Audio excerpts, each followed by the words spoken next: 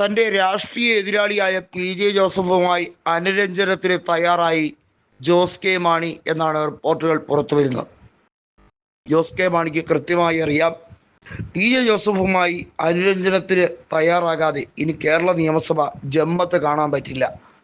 അതുകൊണ്ട് തന്നെ പണ്ട് വാശിയോടെ പി.ജെ. ജോസഫിനെ പാർട്ടിയിൽ നിന്നും പുറത്താക്കാൻ കാണിച്ച അതേ കുശാഗ്ര ബുദ്ധിയൊന്നും ഇനി ചിലവാവുകയില്ല. നിയമ പോരാട്ടം നടത്തിയാണ് ചെങ്കോലും കിരീടവും പിടിച്ചെടുക്കുന്ന മാതിരി പാർട്ടി ചിഹ്നവും അധികാരവുമെല്ലാം പിടിച്ചെടുത്ത് ഇരുന്നത് വലിയ പണിയായി എന്ന് ജോസ് കെ മാണിക്ക് പിന്നീടാണ് മനസ്സിലായത്. ഇപ്പോഴിതാ ജോസ് കെ മാണിയെ സംബന്ധിച്ചിടത്തോളം രണ്ട് പ്രധാന കാര്യങ്ങളാണുള്ളത്. ഇടതുപക്ഷത്തിൻ്റെ കൂടെ കട്ടയ്ക്ക് നിന്നാലും ജോസ് കെ മാണിയുടെ കൂടെയുള്ളവരെ വിജയിപ്പിക്കാൻ ഒരു രീതിയിലും പാർട്ടിക്കാർ സഹപ്രവർത്തകർ ശ്രമിക്കില്ല എന്ന് വ്യക്തം. അണികൾ കുറവാണ്, നേതാക്കൾ മാത്രമാണ് ഉള്ളത്. CPI ആണെങ്കിൽ ഒരു രീതിയിലും ജോസ് കെ മാണിയെയോ പ്രവർത്തകരെയോ അംഗീകരിക്കില്ല എന്ന് വ്യക്തമാക്കി കഴിഞ്ഞിരിക്കുന്നു. റാന്നി മണ്ഡലം നിലവിൽ കേരള കോൺഗ്രസ് എമ്മിൻ്റെ സീറ്റാണെങ്കിൽ അത് CPIM തിരികെ ചോദിക്കുകയാണ്. പ്രാദേശിക തലത്തിൽ റാന്നി മേഖലയിലുള്ള CPIMൻ്റെ പ്രവർത്തകർ ഏരിയ കമ്മിറ്റിയും അതുപോലെ തന്നെ വിവിധ ലോക്കൽ കമ്മിറ്റികളും എല്ലാം പറയുന്നത് ഒരു രീതിയിലും 5 തവണ രാജു എബ്രഹാം മികച്ച ഭൂരിപക്ഷത്തിൽ വിജയിച്ച മണ്ഡലം കേരള കോൺഗ്രസ് എമ്മിന് തീറെഴുതി കൊടുക്കാൻ കഴിയില്ല എന്ന് തന്നെയാണ്.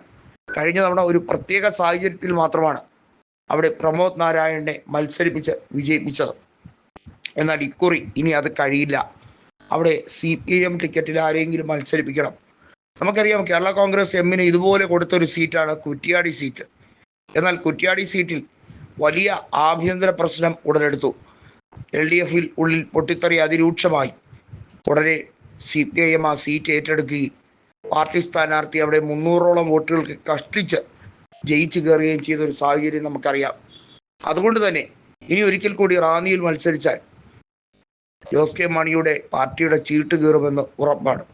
റോഷയ്ക്ക് ഇടുക്കി പോലും സുരക്ഷിതമായി തോന്നുന്നില്ല. കാഞ്ഞിരപ്പള്ളിയും അതുപോലെ തന്നെ നിലവിൽ പൂഞ്ഞാറുമെല്ലാം UDFിലേക്ക് ചായാനുള്ള സാധ്യത കാണുന്നുമുണ്ട്. അങ്ങനെ വരുമ്പോൾ ഏത് സീറ്റാണ് സേഫ് എന്ന് പറയാൻ കഴിയുക?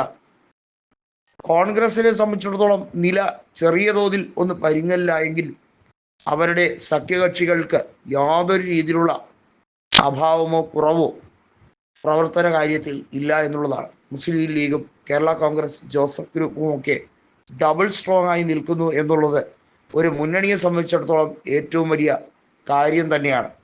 അതിൽ ഒരു വീഴ്ചയും വരുത്താൻ ഇവരാരും സമ്മതിക്കുന്നുമില്ല.